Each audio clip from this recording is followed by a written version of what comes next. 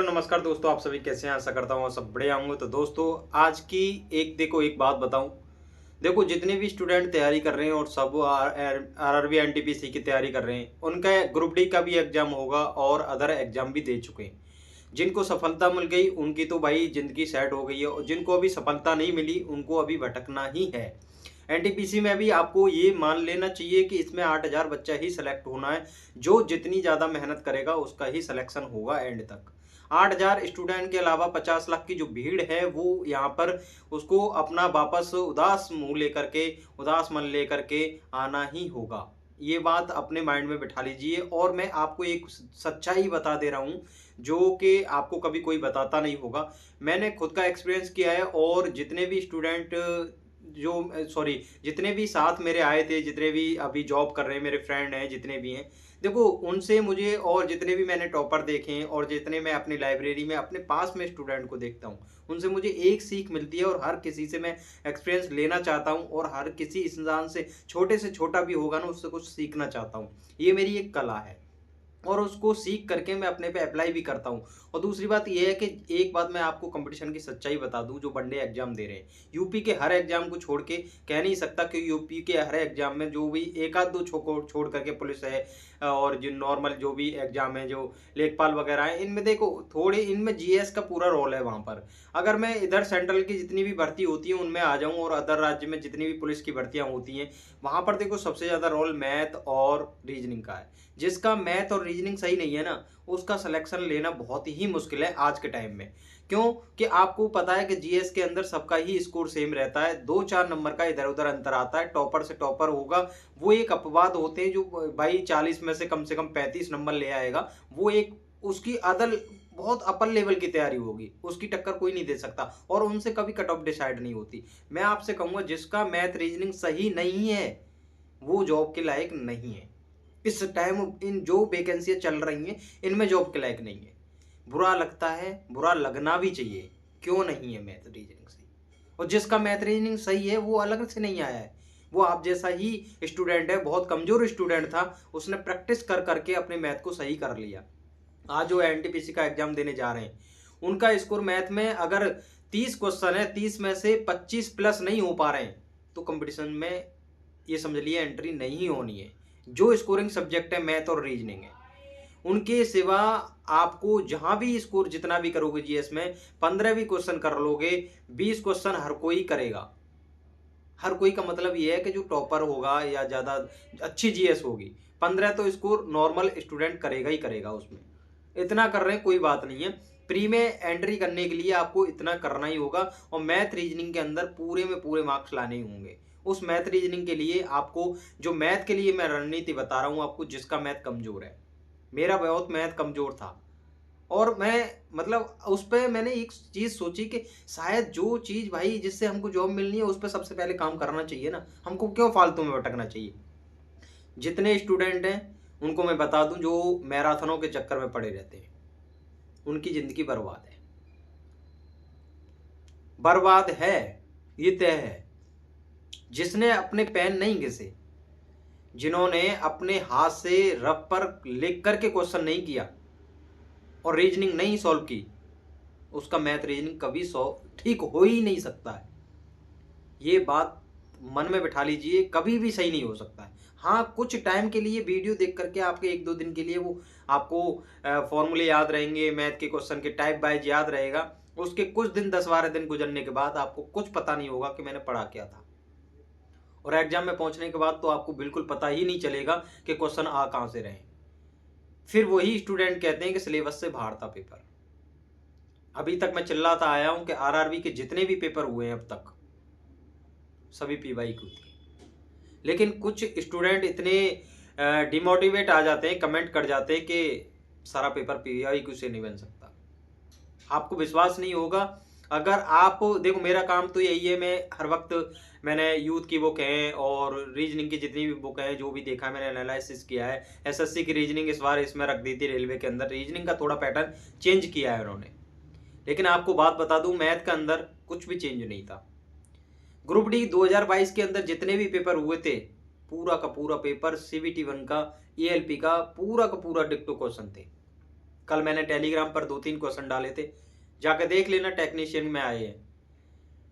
अब मैं इतने क्वेश्चन डाल भी नहीं पा रहा कि हर टाइप के हर चैप्टर को इतना टाइम नहीं बचा है कि मैं एनालिसिस कर सकूं और आपके लिए क्वेश्चन डाल सकूं। आपने मुझे इतना प्यार, इतना सपोर्ट किया, इसके लिए मैं आपका आभारी हूं और हमेशा आपके लिए तत्पर तैयार हूं और आपके लिए मैं मेहनत भी कर रहा हूं। आप बहुत से स्टूडेंट का एक क्वेश्चन रहता है कि आपके इतने अच्छे नोट्स हैं, आपका कंटेंट डायरेक्ट एग्जाम में फर्स्ट भी जाता है, तो आपकी जॉब क्यों नहीं लगी? उसका जवाब मैं आपको देता हूँ। जॉब इसलिए नहीं लग पाई मेरी कि मैं थोड़ा भलाई के चक्कर में रहा, दोस्ती यारी में अपना जीवन बर्बाद कर लिया। मैंने कभी अपने आप पे काम नहीं किया। जो मैंने 1 साल में अभी काम किया था, 2 साल पहले मैंने 1 साल मुझे नोट्स बनाने में लग गई थी, मैथ और रीजनिंग के। और उस पे जब मैं काम करने के लिए रेडी हुआ, जब मैं उस पे मेहनत करना चाहता था, उस वक़्त मेरा साथ छोड़ दिया लोगों ने। जैसे कोई आपके साथ पार्टनर रह रहा है, दिल्ली में रह रहे हैं, साथ रह रहे हैं, तो एक साथ वो साथ छोड़ के चलेगा और बीच में फिर मैं भी जाना पड़ा क्योंकि मैं अकेला रह नहीं पाता था। आज वो दिन है, आज मैं अकेला भी रहना सीख गया। आज मुझे मैथ, रीजनिंग में बहुत कॉन्फिडेंस है। एग्ज़ाम निकालने के लिए अलग जुनून है। अपने नोट्सों पे बहुत पूरा कॉन्फिडेंस होता है क्योंकि रेलवे के अभी एग्ज़ाम हुए, सारा पेपर मेरे नोट्स से था। कभी मैं अपने नोट्स पे बैठ करके अच्छे से मेहनत नहीं कर पाया, प्रैक्टिस नहीं कर पाया। ये मेरी गलती रही है। और नहीं, शायद मैं आज यहाँ नहीं होता, कहीं जॉब कर रहा होता। और ऐसा नहीं कि मेरी जॉब नहीं लगी। जॉब इसलिए लेना चाहता हूँ मैं कि जॉब के बिना आपकी कोई वैल्यू नहीं है। अब भी आते हैं स्टूडेंट, मेरे नोट्स कितने भी अच्छे हों, कितना भी उनको फ़ायदा हो जाए, लेकिन आते हैं 1-2 कमेंट करके चले जाते हैं कि कुछ भी बकता है। एहसास नहीं होगा अभी आपको, एग्ज़ाम में बैठोगे जब याद करोगे। कल मैंने एक क्वेश्चन दिया था, मेरे पास जितने भी मैथ और रीजनिंग के मेथड होते हैं ना, वो एक ही मेथड होता है। मैं हर स्टूडेंट के से कहता हूँ ज़्यादा मेहनत कर लीजिए, पर एक चैप्टर को कम टाइप वाइज में उसको समेटने की कोशिश करिए।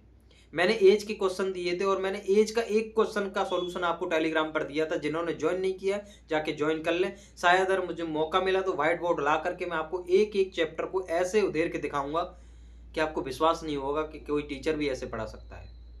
क्योंकि हाँ, हमने भी उन टीचरों से ही सीखा है जो पढ़ा रहे हैं। ऐसा नहीं कि मैं कुछ अलग से सीख के आया हूँ। वो टीचर भी उससे पहले टीचर वाले से सीख के आया है जो आज पढ़ा रहा है।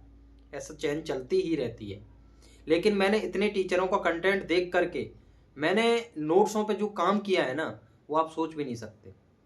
बेस्ट से बेस्ट मेथड निकाल करके मैंने अपने नोट्सों में लिखा है, जिससे कि आपको कम टाइम में जल्दी से रिवीजन हो जाए और फालतू की खिचड़ी ना पके कि एक उसमें टॉपिक में 20 टाइप के क्वेश्चन है। ऐसा आपके साथ ना हो। इस पे मैंने काम किया है। अब मेरा काम है कि उन पे प्रैक्टिस करना। बहुत से स्टूडेंट को एज में बहुत प्रॉब्लम होती है। मैंने एक ही मेथड बताया, जा करके देख लेना। एक क्वेश्चन दिया है, एक क्वेश्चन को अगर बेसिक से कर लीजिए और बेसिक से उसको सीख गए आप बनाना, जो उसकी डायरेक्शन है प्रेजेंट के लिए और बाद के लिए और पहले के लिए जितनी भी होती हैं, आफ्टर और जितने भी बिफोर के लिए जो डायरेक्शन दी जाती हैं, उसको आप सीख गए बेसिक से। एज का कोई सी भी टेढ़ा से टेढ़ा क्वेश्चन आ जाए, आप उधेर के रख दोगे उसे। टाइम एंड स्पीड है, ट्रेन वाले क्वेश्चन है, आप एक मेथड से पूरे ट्रेन को खत्म कर सकते हैं, लेकिन उसके लिए प्रैक्टिस मायने रखती है। एक बार मैं मेथड बताऊंगा, आपको तुरंत समझ में नहीं आएगा क्योंकि आपने पहले से कचरा भर रखा है अपने माइंड में, जो पढ़ रखा है हर किसी से। इसलिए मैं हर स्टूडेंट के लिए यूट्यूब चैनल खोला था कि मेरे से कुछ भला हो जाए आपका, तो अच्छी बात है, कुछ तो दुआएं मिलती हैं। मेरा ना हुआ हो कोई बात नहीं, लेकिन आपका भला हो जाए, सही है। तो आज मैं आपके लिए कुछ बता रहा हूँ कि जो रीजनिंग, और देखो कल मैंने यूथ के वो जो बुक है PYQ की, और जितनी भी करंट की बुक हैं, मैथ की हैं, जितनी भी PYQ की बुक है, उनमें जाके क्वेश्चन देख लेना आप। इस बार टेक्नीशियन में जो आए हैं, LP में जितने आए सब PYQ थे। नहीं काम करोगे PYQ मत करिए, कि आपको एग्जाम में देखने को मिल जाएगा फिर अपना रिजल्ट। तो जितना काम कर सकते हो, हर जिस भी एग्जाम की तैयारी करते हो ना आप, उससे पहले PYQ पे काम करिए। उसको देखिए कि PYQ आ कहाँ से रहा है, कैसे उठ रहा है क्वेश्चन। ऑटोमेटिक आपकी जॉब लगी ही जाएगी, कोई नहीं रोक सकता। लेट हो सकती है पर जॉब ना लगे ऐसा नहीं हो सकता कभी भी। तो मैं आपसे कहूँगा कि मैथ के अंदर अभी टाइम है, 2-3 दिन बचे। मैराथन मत देखिए, कुछ नहीं होना, बर्बादी ही मिलेगी उसमें मैराथन से। सीधा काम करिए PYQ पे। जितने भी PYQ की बुक नहीं लिए तो वो कंपटीशन की तैयारी नहीं कर रहा। आप 200-250 रुपये PYQ की बुक लेने के लिए बजा सकते हैं, बहुत दर्द होता है कि बुक लेने जाऊँगा, लेकिन और अदर कामों में, फालतू की पार्टी वगैरह में, दोस्ती यारी में आप कितने पैसे उड़ा देते हैं उसका एहसास नहीं होता है आपको। जब कोई चीज़ अपने लिए खरीदनी हो, पढ़ाई की हो, किसी की भी हो, तो आपको लगता है कि मैं बर्बादी कर रहा हूँ, पैसा बर्बाद कर रहा हूँ। ऐसा नहीं सोचना चाहिए। बुक ले लेनी चाहिए पीवाईक्यू की, जिस भी एग्जाम की तैयारी करें तो पीवाईक्यू को जाकर के देखें। अभी भी टाइम है कि आप 2-3 दिन में जितना उसको देख सकते हैं, आप सॉल्व तो कर नहीं पाओगे, जिनका 5-6 तारीख को पेपर है उनको गो थ्रू हो जाना है एक एक क्वेश्चन को कि किस टाइप से ये सॉल्व हो रहा है, बस ये देख लेना है। टाइप सीधे वहीं से उठ के आए। मेरे पास इतना टाइम नहीं है कि मैं आपको, मतलब टाइम इतना बचा नहीं है एग्जाम में कि मैं आपको अब खीर पका दूं कि भाई इतना मिक्स करके दे दूं। आपका माइंड जो पढ़ रखा है ना वो कचरा हो जाएगा। मैं आपका बुरा नहीं चाहता, इसलिए मैं आपको वहां पर लगातार क्वेश्चन, इतने क्वेश्चन नहीं दे पा रहा टेलीग्राम पे। और मैं आपके लिए आने वाले टाइम में अभी ऐसा करने वाला हूं कि एक जो टेलीग्राम पर चैनल मैं खोलने वाला हूं कि उस पर आपको पीवाईक्यू के ही क्वेश्चन चलेंगे। जब क्यूज टाइप में क्वेश्चन होते हैं तो आप उसको सॉल्व करने की चुल रहती है। अगर मैं प्रिंट वाइज दे दूं तो वो सॉल्व नहीं कर पाओगे। क्यूज टाइप में दूंगा तो उसको सॉल्व करोगे, नहीं होगा तो मैं सॉल्यूशन दूंगा। कितने क्वेश्चनों की प्रैक्टिस करा दूंगा मैं आपकी, सोच भी नहीं पाओगे। तो मैं ऐसा करूंगा। अभी ग्रुप डी का एग्जाम आने वाला है और ग्रुप डी वाले जितने भी स्टूडेंट कमेंट करते हैं कि ग्रुप डी वाले के लिए कुछ करें, मैं साइंस पे काम चल रहा है मेरा एनसीईआरटी 9th और 10th की, एक एक लाइन की जो फैक्ट होते हैं उनको मैं निकाल करके मैं उन पे अपने नोट्सों में रेडी कर रहा हूँ और उन नोट्सों को आपको दूंगा। एनसीईआरटी 9th 10th की पढ़ने की जरूरत नहीं है। टीचरों की रंग बिरंगी जो आती है ना यूट्यूब पे स्लाइड आती हैं, पढ़ा के चले जाते हैं, उनसे कुछ नहीं होता भैया। पूरा निचोड़ निकाल करके दूंगा। अगर एक क्वेश्चन छूट जाए किसी भी, तो उसका मतलब रेलवे के एग्जाम का, तो आके पकड़ लेना, हर एक क्वेश्चन नोट्स से होगा। पूरी एनसीईआरटी ही रिवीजन हुई थी, पूरी एनसीईआरटी ही रिपीट हुई थी इस बार। जितने भी टेक्नीशियन का पेपर हुआ है, एएलपी का हुआ है, जहां साइंस आई है, और ग्रुप डी ने तो तहलका ही मचा दिया था। और साइंस को कह रहे थे कि यूपीएससी लेवल की रखती है। यूपीएससी लेवल की नहीं थी भाई, वो एनसीईआरटी के फैक्ट थे सभी, एक लाइन से, पैराग्राफ से।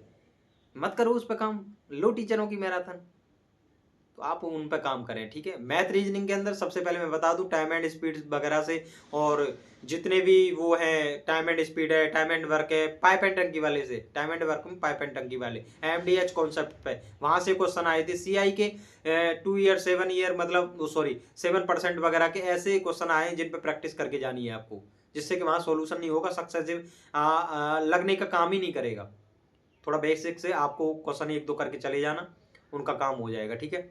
हाइट एंड डिस्टेंस से एक क्वेश्चन आया था, कोऑर्डिनेट ज्योमेट्री थे, अभी एक भी क्वेश्चन मतलब नॉर्मल देखने को नहीं मिला है ज्यादातर। अलजेब्रा से फॉर्मूला बेस्ड क्वेश्चन आए थे, ट्रिग्नोमेट्री से जितने भी मैं आपको मतलब नोट्स दिए हैं उसमें जितने फॉर्मूले लिख रहे हैं, टेलीग्राम पे जाना, वहां देख लेना, एक एक क्वेश्चन आपका वहां से हो जाएगा, कोई भी नहीं छूटेगा। नॉर्मली क्वेश्चन आ रहे हैं इन टॉपिकों, अलजेब्रा के फॉर्मूले वगैरह और नंबर सिस्टम के जितने नोट्स दिए उनको एक बार रिवीजन कर जाना, वहां से क्वेश्चन देखने को मिलेगा। एवरेज के नॉर्मल कॉन्सेप्ट बेस्ड क्वेश्चन आ रहे हैं, इतने का इतने 5 लोगों का इतना एवरेज है और उनका 4 का इतना है, 3 का इतना है, तो मतलब एक एक्स्ट्रा होगा, तो ऐसे नॉर्मल पूछा जा रहा है, आप कर लोगे, गुणा भाग करके भी कर लोगे, मेथड कोई नहीं आता तो बेसिक से ऐसे क्वेश्चन आ रहे हैं। उन चैप्टरों को एक बार देखते हुए जरूर जाए। आपका काम है, जब 2 दिन बचे तो आपको 2 दिन में बस इतना ही करना है कि आपको पेन भी नहीं चला पा रहे, कोई बात नहीं, फॉर्मूले पेन से लिख करके याद करके जाएं। मेंसुरेशन के जितने भी हैं, ये एडवांस मैथ में जितने भी फॉर्मूले खुद याद करके हुए जाएं, लिख करके याद करके जाएं, डायरेक्ट क्वेश्चन मिलेंगे। अर्थमेटिक में एक बार मतलब जितने भी नोट्स बने हुए हैं उनको पलट पलट करके आपको हर टाइप को देख लेना है कि हाँ ये क्वेश्चन ऐसे सॉल्व होगा।